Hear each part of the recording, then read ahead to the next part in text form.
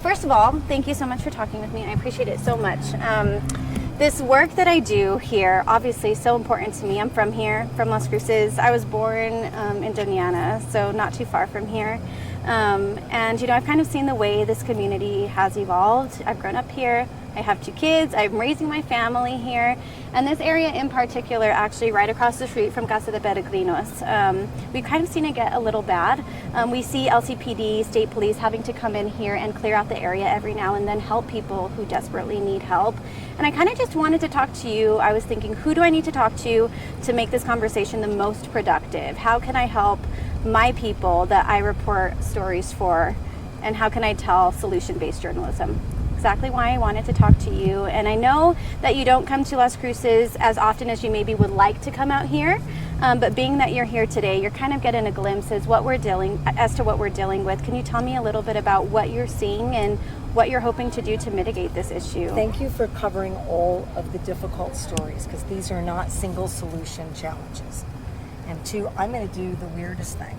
I'm going to ask you a question. When you're driving around and you're not at work, and you're with your kids and your family, these issues bother you. I'm just looking for a response, both that you worry about the people who are out here in the sun and their animals, and then you're also worried about what you know could be repercussions and the safety of your kids. You don't let them walk around here, do you, by themselves? Oh, absolutely not. I've got a 5-year-old and a 9-year-old. I've got 2 grandchildren that are little. I've got one that's older. I raised my family in Albuquerque, but I'm from Santa Fe in the north, and this is not a problem that is unique to Las Cruces. It is a problem, in my view, that is very unique now to New Mexico. So I'm going to go backwards first. I'm going to answer your question. I brought many experts from places like LA, Dallas, and Washington, D.C. to a mayor's conference to talk to local leaders about what is it that we need to be doing to improve the quality of life and supports for people who are unhoused, who are victims and vulnerable. And what do we do about the intersection of public safety? And it's growing faster than we can manage. And what my experts from those 3 communities said, and I drove them around during the day and at night to all of the high-risk areas in Albuquerque, and they said, you do not have an unhoused problem in Albuquerque. You have a very specific drug dealing, fentanyl, underworld current, and a very vulnerable population that's caught in that environment, and said, and I quote, we have never seen anything like this before. It is occurring now here. It's occurring all over the state. So here's what I would like to do, and I'm here for exactly that reason. First of all, I want the mayor, and you'll hear from him in a minute, and all local leaders, give these folks services that they need. Let's get housing built. This is a perfect site. Let's get more sheltering of places where it makes sense. But you cannot do that. You can't make a person go to a shelter. You also can't make a person follow the rules in a shelter. So if somebody is in an altercation with somebody else, what are the accountability measures, including some sites that need to have, fentanyl, as an example, and meth, are not legal substances in the state of New Mexico. You can't use them in a shelter. These are fair things for us to ask people to do. We want you in treatment. Nobody ever says yes to treatment. Most people, I shouldn't say no one, most folks in this situation are so traumatized by this situation or had traumas or serious mental health issues that got them here. They cannot say yes or sustain treatment. If you don't have legal tools to do that, it's 24 hours, it's 48 hours, and we're just recycling human beings. I think it's outrageous. There's no hope for them to get well. These businesses will see an increased population and an intersection in public safety. And I have the numbers that back that up right here and in every community where encampments grow. Lastly, as we're trying to get services and the legal tools I need, competency is one, so judges aren't just saying you've got a drug abuse issue or you've got a substance abuse issue or a mental health issue or both. They don't have a legal tool to hold you and make you go through a trial or get you into behavioral health. They release you right back here over and over and over again. Just in Cruces, we're talking hundreds of cases, including cases where violent felonies have been committed. They're re-released. 2, if someone can't say yes to treatment, but we know it would make a difference. I can't even get them that first 45 days where we know, right, you can start to make reasonable decisions. 30 years ago, 3-day and 7-day holds before fentanyl and before meth and before monster drugs and before this epidemic, you might have had a shot there. You don't anymore. I gotta have these legal tools. And what I say to folks in Doña County and Las Cruces, we must create compassionate, fair supports, but not at the expense of every single other community member. That means I need the legal tools to actually make a difference. And if we're permissive in ways that don't have guardrails and tools and accountability, with real services that support people where they are, with no judgment about you've got a behavioral health issue, that should not be punished. These businesses will close. In Santa Fe alone at a shelter, I sent the state police, and in a matter of days we had 50 arrests. Many of those are felony arrests for people who have had multiple felony arrests. They've driven out people who live there. Businesses have closed. There have been attempted murders, rapes, and murders. It's untenable. And what do you say to the family like you that's driving and has someone who can't cross the street very effectively, and you hit them and you hurt them or you kill them? You've ruined that family's life forever. This has to end. And I've got a mayor and a city council and some county commissioners who are willing to create those ground rules and accountability measures, and I'm willing to put real money here so that we can do all three. That's what I say to you. I want your kids to be able to walk here. I want you to be able to park your car and go furniture shopping, and they can safely, with a pedestrian crossing, come into this Walgreens and get their favorite candy bar, and you don't panic. That's the quality of life that every New Mexican deserves. And so do the people. If they want service, they deserve an avenue to get it. And right now they don't. Respectfully, there is so many things that obviously we need here, so much funding that we need in order to help make this successful, and to really, there has to be a middle ground. We have to meet everyone in the middle. There has to be a middle ground, and in order for us to do that, we need money. Can you talk about who's going to pay for all of that? The state can pay for a ton of it. We're lucky that we have money. I can't grow the economy. We're just going to be specific to that end. Nor can I, get housing developments in if we have a public safety intersection, right? You're not going to move to a city where you're worried about a public safety issue. Crime is increasing here. It's increasing everywhere, right? New Mexico is like the third most dangerous state in America. These intersections are real. We have the evidence to back that up. Now we need the tools. I need the policymakers and appropriators from this community to help me put our money where our mouth is. I'm the only one that's put any real resources into any of these services. That's fine. I'm responsible too. But if we did that as a collective, imagine how much more support we could give to local leaders to build, to do infrastructure. But I don't want to minimize. If you don't have legal tools to create accountability so that people know they can safely get care and can make decisions on their own when they're well, you can build a lot of stuff. That won't stop an intersection of public safety or encampments, or, quite frankly, more people will come to New Mexico.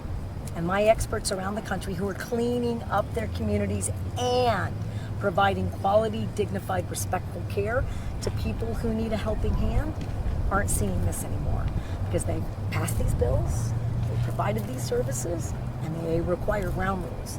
And we're like the last place in America to quite literally say, this is an unacceptable environment for people who need us and for you who live here. And I want it fixed. The Las Cruces Police Chief, Jeremy Story, he actually has been advocating for several ordinances. They recently got passed, 2 of them, the shopping cart ordinance. Congratulations to the city, they're amazing. Yes, and I wanted to talk to you about that. Do you back the Las Cruces Police Department on those ordinances? 100%. You have to have these ordinances. I live in Santa Fe, where they don't have any of these. Santa Fe is a harsh environment right now. You have to have these ordinances, and I'm expecting that with the leadership here in Cruces and leadership in the county, I think you'll expect to see a lot of mayors do the same, and that's not going to stop us from introducing very similar statewide legislation. Right? We have to do it. And again, for those people who are doing their jobs as quality advocates, This cannot be all or nothing. We're going to have to come together to solve these problems. Otherwise, I'm just saying to you, we're just going to keep fighting about it. Well, that is not a solution or a strategy. And I'm feeling as confident as you can that I've got the local groundswell of support to change the dynamics in the New Mexico legislature, that we do something about this. We're dispersing money out of my $20 million fund. We're hiring people. Our housing experts already been to this community. They're looking at places to develop affordable housing. That in and of itself doesn't address specific hard-to-serve populations. We're willing to invest in expansions for shelter and supports for intakes. I already committed right now today that I can just send out money for, you need information, like who are we serving? What do they need? Where are you from? Do you have any family? What can we do to create a good, productive ecosystem? If you don't have that, you need a healthcare system. You need all kinds of stuff. So we're going to do that right away. And in the legislature, 20 million is not going to go that far. I have more than 200 million for housing, which can be leveraged with federal funds, which can turn into 500 million pretty readily. My goal is 30,000 houses in a year. Let's see how close I get. It's a pretty lofty goal, you know? Aim high, so that's what I intend to do, and legislators should expect me to have a sizable, like in the neighborhood of 50 to 100 million for cities and counties to get grants to serve, address, attenuate these populations in a way that's first respectful, but then also recognizes we have a public safety intersection of both. And I know we kind of talked a little bit about this prior, but to elaborate a little bit more, can you talk more about competency and then bail reform as well? Do you feel that some people just don't feel like they are going to be held accountable anymore? I know that. I mean, I'm telling you unequivocally. We have the interviews. We talk to police. Lots of jurisdictions won't even arrest anymore. I can look at the data from the DAs. I have DAs that won't prosecute misdemeanors. You don't prosecute a misdemeanor drug issue. I don't get to the underbelly of the underworld that's involved in drug trafficking. I mean, it makes no sense to me. The two most important, and then I'll do bail reform. Competency is a legal standard that tells a judge, although I think they could lean in a little more here, I'm not allowed to tell judges that. And I actually really respect the independent, objective fact-finding roles. But wherever they have rulemaking authority to do a little bit different work here, I think they should.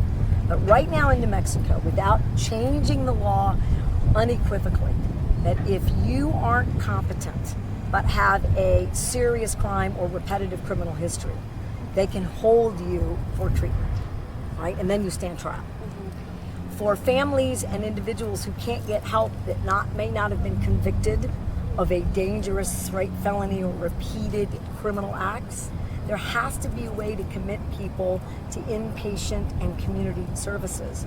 So Las Cruces taught me that. You have one of the most successful, but it's very limited, outpatient assisted treatment. It's basically mandated medication and related behavioral health. They will tell you that they have a limited number of willing participants because willing is the issue. A court can adjudicate you to the program, but they can't hold you in contempt of court if you don't follow it through. The vast majority of their clients, individuals, consumers, patients, don't stay. So this is the issue. Even in the second judicial district, which is Albuquerque, you're deemed not competent, you still check into a program. They check in on their way out. They never see them again, unless you come to an encampment or an underpass or a neighborhood or a place where you can do panhandling. Then you see them again. That has to be interrupted. So those are two critical pieces of legislation that have been passed in many states. Florida, Texas, Colorado, California, Oregon, Washington, red and blue states. There's no party issue here. It's just being smart common sense. Bail reform is a bit different. I'm asking for our courts to follow the federal system. If you're a repeat offender or a dangerous felon, then the public defender or your private lawyer has to rebut the presumption you have to be held. If they can't rebut that presumption, you stay. It's the federal standard. I haven't seen any civil rights actions against that federal standard that had any merit. We're not seeing an outcry of individuals say that it's unfair and biased against poor people. I don't want that. But I can't have dangerous individuals that get released and then reoffend in 24 hours, which I'm telling you, because I have the data that bears that out too. These are 40 cases that come before a judge a year. It's mind-numbing how we got here. Today we have a no bond hold. It's a baby step towards what I'm calling pretrial presumptions, which is that you're held unless someone can make a really good case that you shouldn't be held. That's the presumption. And if you are a repeat felon, so I just gave you that, you come 40 times before a judge, you get released, right? Because we don't have a pretrial detention program. If they reoffend, then that's it, right? They're back before that judge. A week later, they're held. But again, that's a small cohort. So I'm going to keep asking the legislature.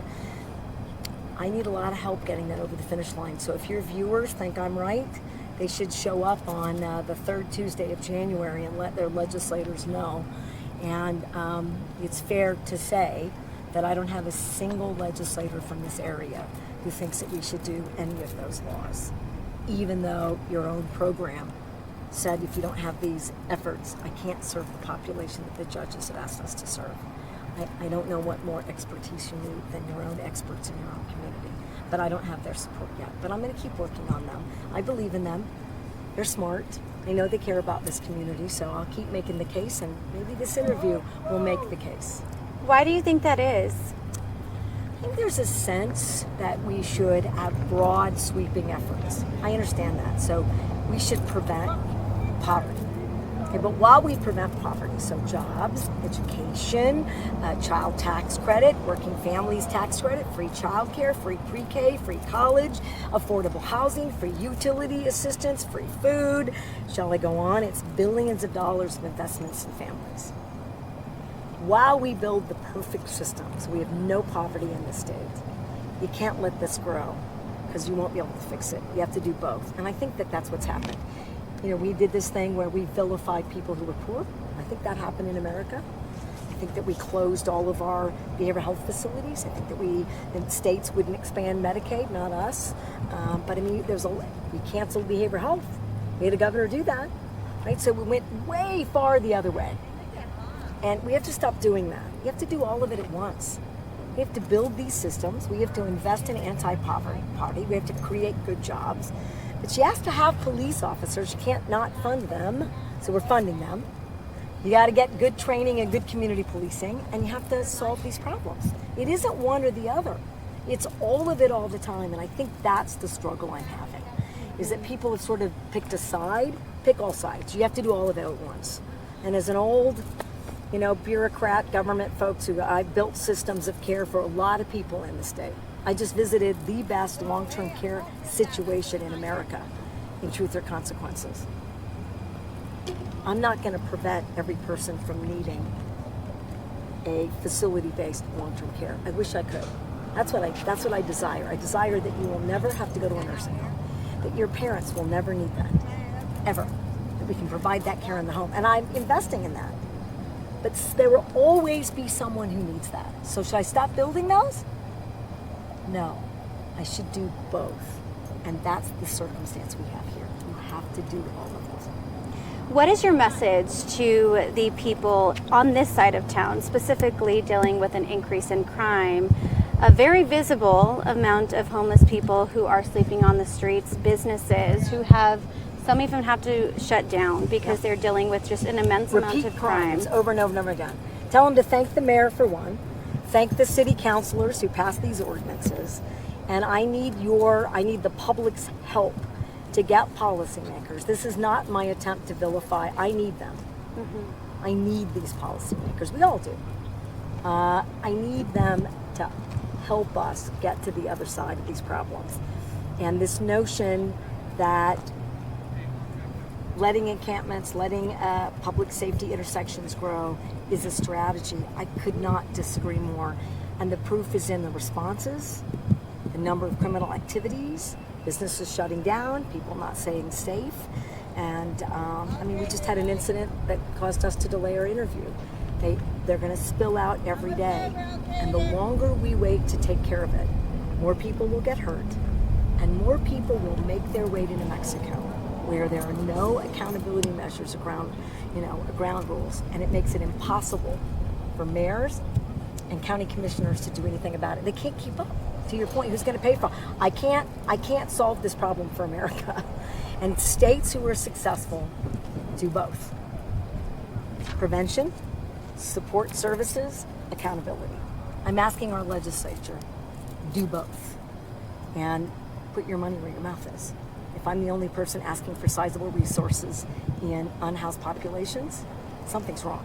The legislators have funded a lot of important stuff. I mean, literally, this is the best state in America for childcare all the way through free college. And those resources, we're going to keep building them. It's a miracle. All right, these legislators delivered that. There's a lot for them to be proud of, and I'm proud of them, and I can't do it without them. This is an area of sizable disagreement because I think that they're using, a prior governor and prior issues as the platform for where we go. And they need to come right here and understand that we're dealing with something that's much different, that's incredibly volatile, that it isn't fair to every other New Mexican, and it is not fair to the men and women who are stuck here in the heat that we have no interventions for. How is this fair? I don't want to raise my grandchildren in a society that says we'll just turn away. Isn't that what we're saying? We're just going to turn away from this? Well, I refuse to turn away. And this mayor refuses to turn away. And many of your county commissioners refuse to turn away. So let's not turn away. Let's get our legislators to do all these things at once. I'm committed to all of them. I'm not willing to sacrifice. And we have the resources to do it all. So why don't we? Okay, so you have walked into a very hard job. You are the first mayor in the city of Las Cruces in over 10 years. Walking into this, having to deal with all of this that is going on, what is your take on it, and how does it feel to have the support of New Mexico Governor Michelle Lujan-Grisham?